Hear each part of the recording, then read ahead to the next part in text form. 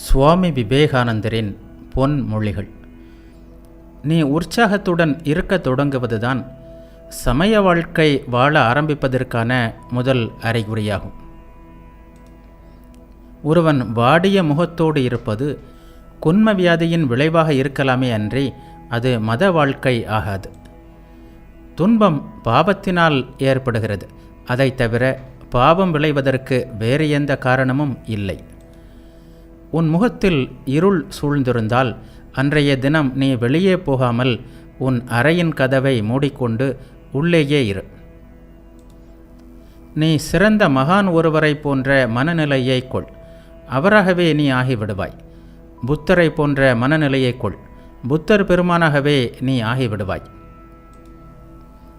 உயர்ந்த மனநிலைதான் வாழ்க்கையாக அமைகிறது, வலிமையை தருகிறது, உயிர் நாடியாக விளங்குகிறது. அத்தகைய மனநிலை இல்லாமல் போனால் கடவுளை அடைய முடியாது. நீ உண்மையில் தூய்மை உள்ளவனாக இருந்தால் தூய்மை இல்லாததை நீ எப்படி பார்க்க முடியும்? உனக்குள்ளே இருப்பதுதான் உனக்கு வெளியிலேயும் இருக்கிறது. நமக்குள்ளே அசுத்தம் இல்லாவிட்டால் அதை நாம் வெளியில் பார்க்க முடியாது. உன்னிடமுள்ள தெய்வீகத்தன்மைதான் கடவுள் என்ற ஒருவர் இருக்கிறார் என்பதற்கு உரிய சான்றாகும்.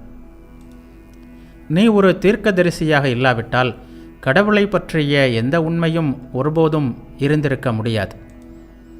நீ கடவுளாகவே இல்லாவிட்டால் கடவுள் என்ற ஒருவர் இருக்கவில்லை, இனி இருக்க போவதும் இல்லை. இந்த உண்மையே லட்சியம் என்று வேதாந்தம் சொல்கிறது.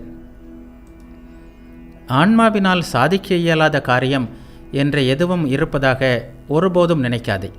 அப்படி நினைப்பது மதத்திற்கு மிகவும் முரண்பட்ட கருத்தாகும். பாவம் என்பது ஒன்று உண்டென்றால் அது நான் பலவீனமானவன் என்று சொல்வதுதான்.